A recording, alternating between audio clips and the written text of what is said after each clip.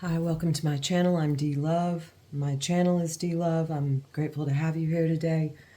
Grateful for anyone who comes and watches and the community that it builds and any light and love that it may bring, any shadows that you decide to look at. I'm here if anyone ever thinks of me and I can help in some way. I certainly will. If you know how to reach me, reach me. If not, put a comment in the chat and I'll reach you if you'd like. I'm going to use an oracle deck that I received as a Mother's Day gift from my oldest, and it's a beach deck. We figured out the gentleman's name, and it's Michael Queen, I believe, off the top of my head.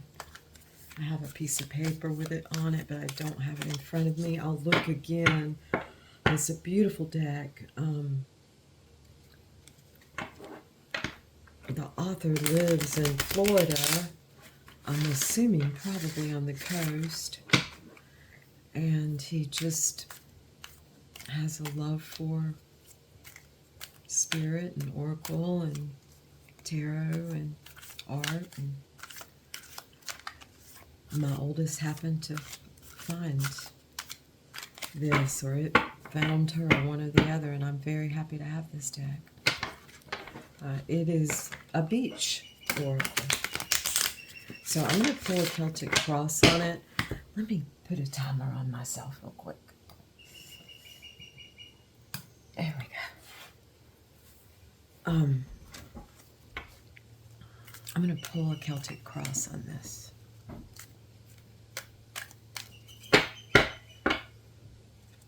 I'm shuffling for the heart of the matter, for the community. This beautiful May day. It's May 17th, but this is a timeless read. Anytime you trip on it, and if it resonates, it's for you.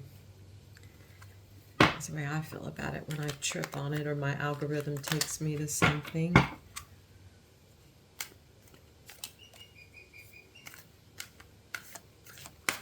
Oh, I think there we are. Okay, the heart of the matter is the hammock. Beautiful. It has a kite on it. Daydreams, obligations, and romance. Daydreams, you can take a little nap in there. Got obligations, it's a good place to rest for a little, and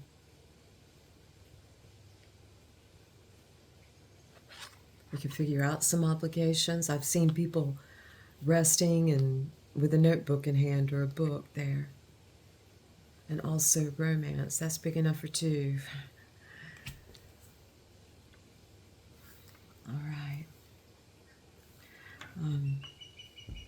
So the heart of the matter is, just taking it easy. It's Sunday today. Okay, what's the crossing energy of this? And it's a sand castle, fickle, impermanence, and projections. A sand castle. A temporary work of art. It's a crossing energy. And that is aiding, or it can be debilitating, one or the other, depending on how you look at it. And along with this, I would say it would be part of kind of taking it easy. And, if you want to be fickle about what you do, well, if you have other obligations, that's only natural to be somewhat like that. And say, well, as far as projection, you could see where you would project here your desires and things you wish to be impermanent. So, All right, the crowning energy on this, or our utmost thoughts, is the umbrella, protection, shelter, and status. So we're thinking of the protection we have now, and the shelter that we have, our security, and like our status, and what's it going to look like if, if this umbrella blows over, or how are we going to look? Will we pick up our chair and move and get out of the sun? Or are we just going to sit there and let ourselves get sunburned? I'm not. Some people may, though. And some people, I'm going to have to think about these all together. Let me pull the grounding energy, this very curious energy to me. This kind of pole flipping of how I see things. I mean, I of course have an appreciation for umbrellas, but I time myself as far as the timing of the day, the phases of the sun rays themselves. I time myself when I'm out there, and I rarely sit under an umbrella, so I'm going to really have to think about this. They are necessary, though, especially if you have a baby out there, little ones to play under. The grounding energy in this, or our rootedness, where are our feet in all of this? This is where our head is, into our status and our, how's this gonna,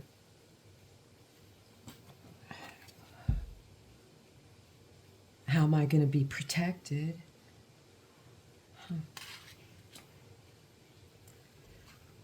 Again, that seems impermanent, that to me. Oh, beautiful. The grounding energy is the seashell, which they call eternity. I'm going to say ion. Strength and timelessness. There's a real beauty. It's kind of the opposite of what we kind of have going on with these two. We've got some real opposition forces here. Let's see. What's flowing into us getting in this hammock, into this hammock energy? It's kind of being held up energy. What's flowing into that? The bicycle, the cycle of life. This is like the wheel, freedom and movement.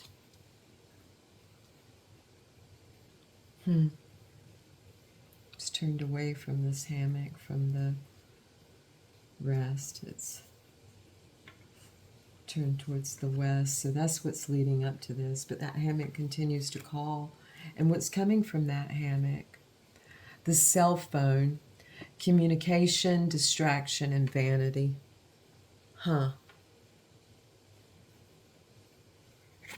So turning away has led into some reaching for impermanence. But this grounding force is like what is where our feet really are, and our hearts here.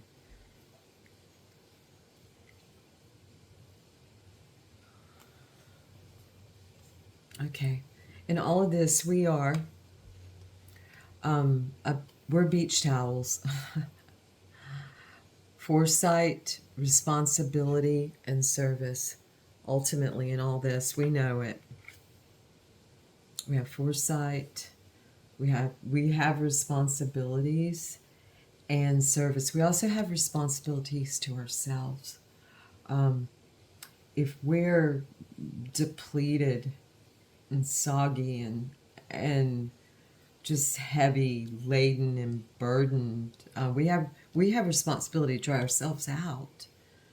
And I don't know many vain towels, so we're going to see how this goes together.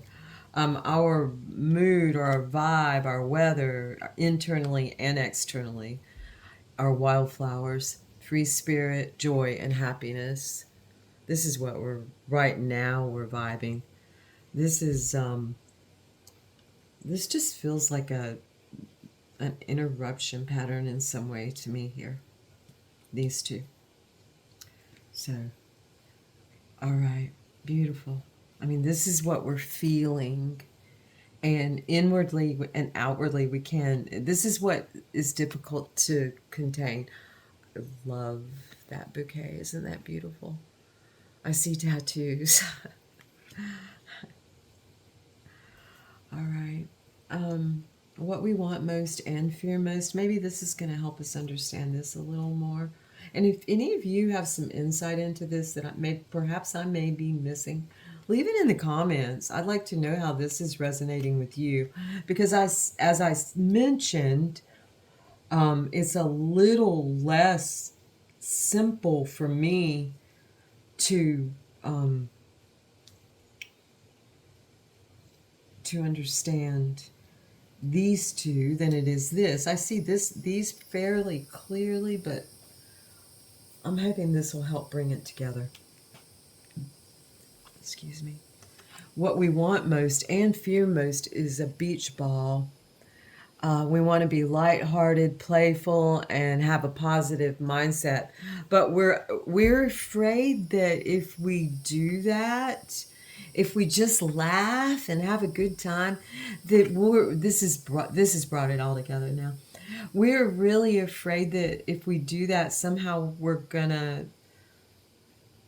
we'd rather sacrifice having a good time and accept some kind of sorrowing impermanence and walking around like a wet towel with all these responsibilities than to fail or to look bad or to be seen as something we feel like we're not based on decisions that we make.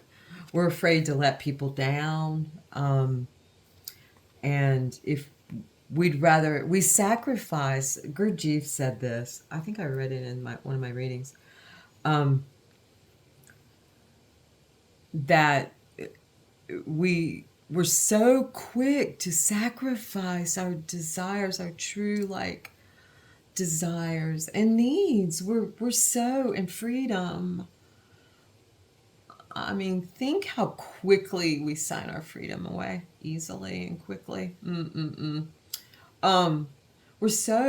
Because we're afraid to be alone, or we're afraid of losing some kind of protection we have. I mean, whatever we fear, things are showing here on the table, but Gurdjieff said we're so quick to sacrifice our pleasures. It's the opposite of what humanity is meant for, according to Gurdjieff, and what feels so correct to me. And he goes on to say, if you're going to sacrifice, if you must sacrifice your misery. Sacrifice, your vanity.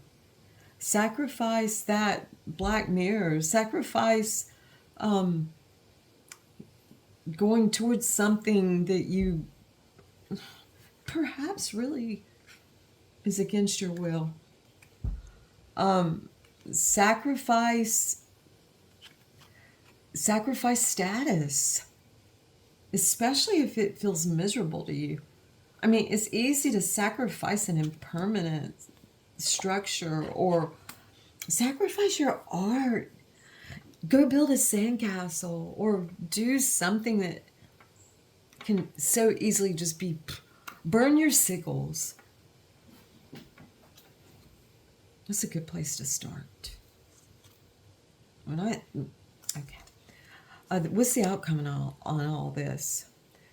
It's seaweed below the surface where we are right now. Let's say we want this, and even though we're so afraid of it, we do it. Let's say we do that fun, okay? It's the things below the surface that are going to come up. Like this is below the surface. Our desires and our unconsciousness. That part of us that just is like a little undersea garden under the sea.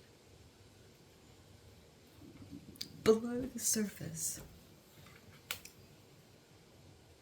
Okay, and our advice on the bottom of the deck is sunrise, the dawn, beautiful. Birth is when the birth of our day is. Twilights, growth, and new beginnings. So our advice is to go towards those new beginnings. This is a beautiful read. It shows us the equally and almost the opposites and the opposites. And it's up to us to choose. So thank you for coming into my space today. I'll read just one. I have this Obscure Sorrows book, which I love. And since we are talking about sacrificing our sorrows and like having some fun instead, doing some things we want, our desires, towards the beauty and the ion of it all, I'm gonna read a quote from here. Okay, let's see. Hickering. Noun, the habit of falling hard for whatever pretty new acquaintance happens to come along. Spending hours wallowing in the handful of details you can gather about them. Connecting the dots into elaborate constellations, even imagining an entire future together. Images that have no particular purpose except that they're kind of fun to think about. So this is a daydream, and this is Hickering. It comes from the Hebrew, it says. It doesn't mention the Greek, which it does in some other of these. It hankering, craving, pronounced Hickering. Hickering. It sounds a lot like, oh gosh, what's the one-sided love called? It sounds like that, non-reciprocal love, but a building up to it. It calls it a habit. So that is, I'm happy that came up. If you've been doing some hickering, if you just fall for, kind of whoever comes along, if you find yourself doing that and connecting dots where there are not dots, then this could be your word, Hickering. Beautiful. All right. Well, enjoy this gorgeous day. Go out and have fun. Let's have some fun. Let's have a ball. Thank you so much. I have a meeting. So I'm headed to a meeting, and I think we'll have fun. We always do. Thank you so much. Enjoy. Thank you for coming to my space.